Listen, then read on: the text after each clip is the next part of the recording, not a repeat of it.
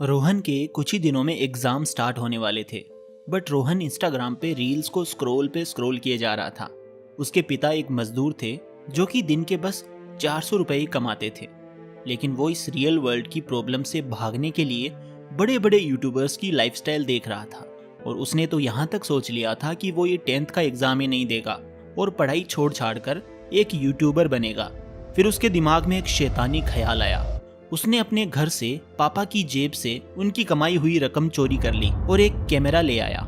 लेकिन उसे ये नहीं पता था कि ये कैमरा कैसे उसकी पूरी जिंदगी पलट देने वाला था। अच्छे सेंस में नहीं, बल्कि बुरे सेंस में। दरअसल हुआ ये कि 200 वीडियोस बनाने के बाद भी रोहन के सब्सक्राइबर्स उसके फैमिली मेंबर्स से भी कम थे। एंड जब घर वालों को पता चला कि रोहन ने घर से पैसे चोरी किए थे तो उन्होंने उसे घर से बाहर निकाल दिया। और अब वो कहीं का नहीं रहा। ना तो वो आगे पढ़ाई कर सकता था और ना ही घर वापस जा सकता था। 10th के रिजल्ट में भी वो फेल हो गया था। बस फिर क्या था, वो भी अपने पिता की तरह किसी दुकान पे मजदूरी करने लगा और जिंदगी भर खुद को कोसता रहा कि कैसे फोन ने उसकी जिंदगी बर्बाद करी थी।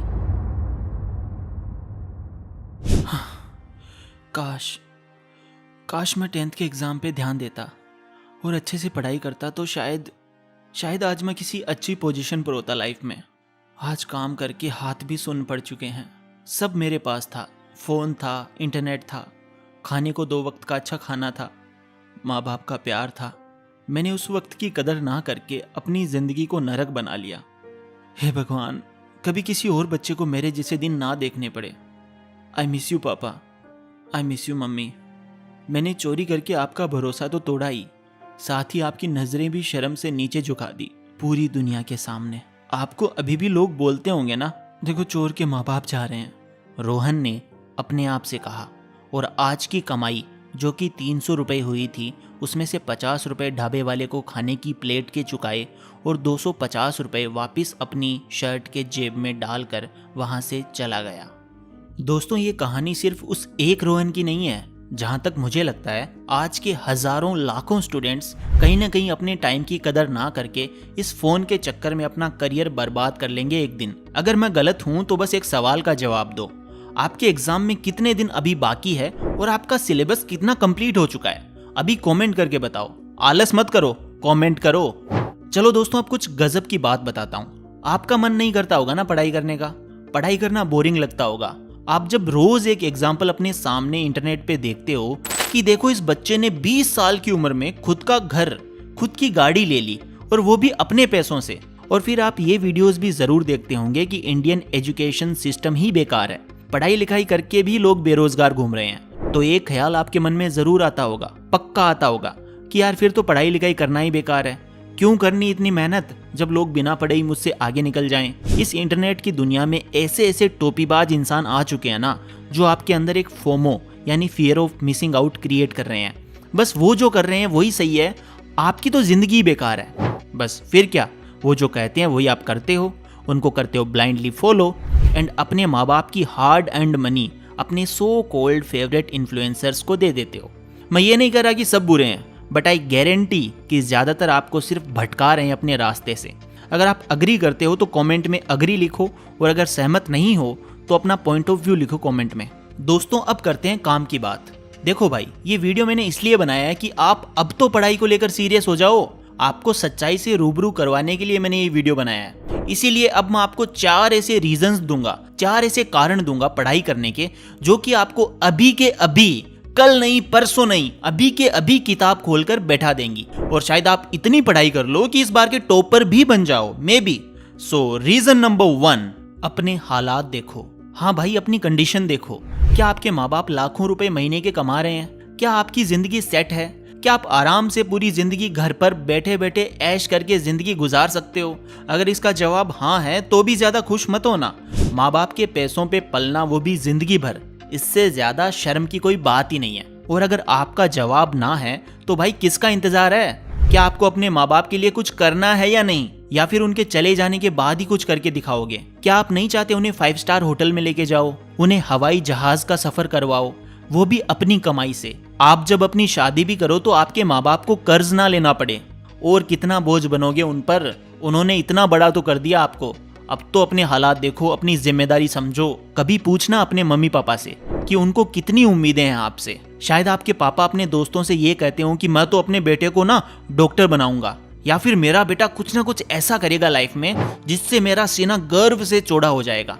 तो भाई आंसू तो आएंगे आपके पेरेंट्स की आंखों में, लेकिन वो आंसू खुशी के होंगे या फिर गम के, ये डिसाइड करोगे आप।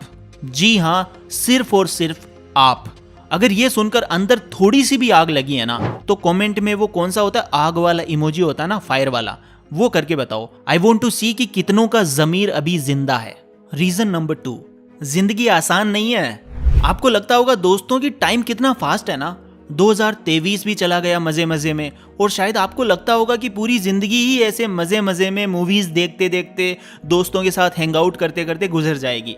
नहीं भाई, इतनी आसानी से ये आपका पीछा नहीं छोड़ने वाली। अभी तो जिम्मेदारियों का पहाड़ टूटना ही बाकी है आप पर। जब तक बाप की होटल में खाते हो ना, तब तक सब आसान लगता है, सब मजे करना, सब घूमना, सब आसान लगता है। जब खुद पर परिवार की जिम्मेदारी आएगी ना, तब पता चलेगा। आपके सारे दोस्त तो कहीं ना कहीं सेट हो चुके होंगे।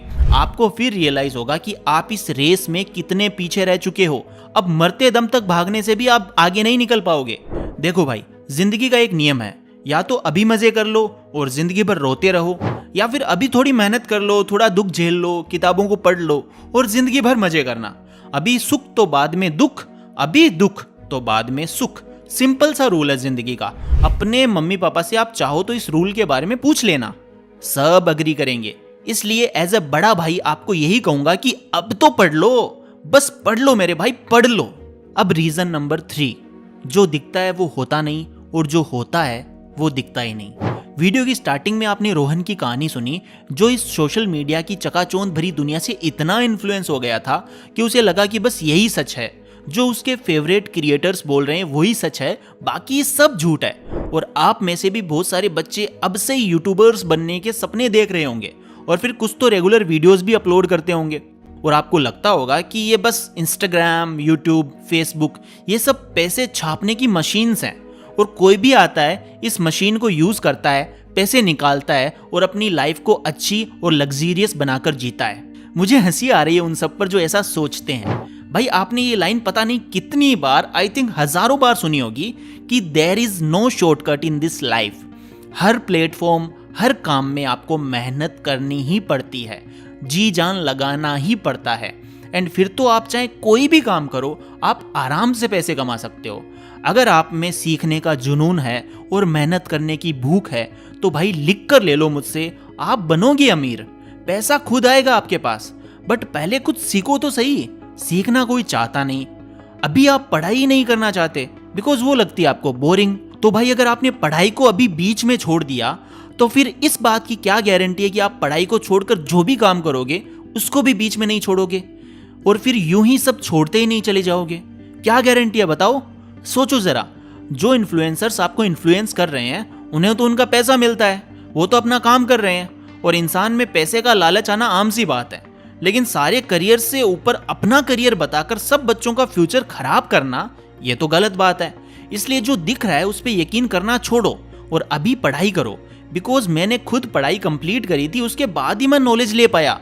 अगर मैं 10th में ये सब कुछ छोड़ छाड़ देता तो मुझे इंग्लिश के लिखे आर्टिकल्स और कॉम्प्लिकेटेड टर्म समझ में कैसे आते भाई? यस और नो बताओ।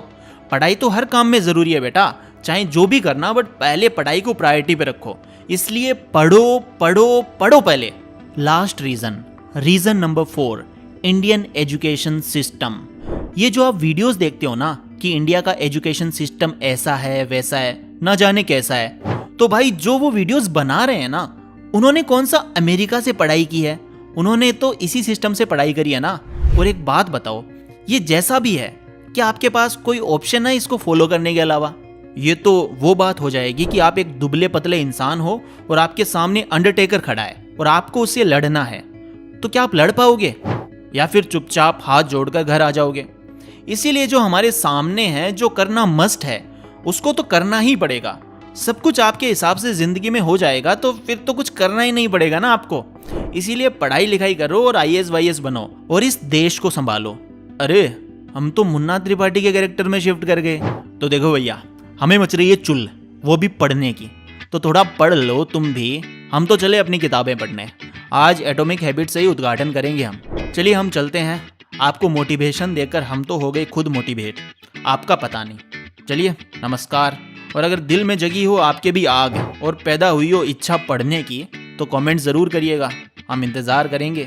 वो क्या बोलते हैं, हाँ, thank you so much for watching, take care, love you all.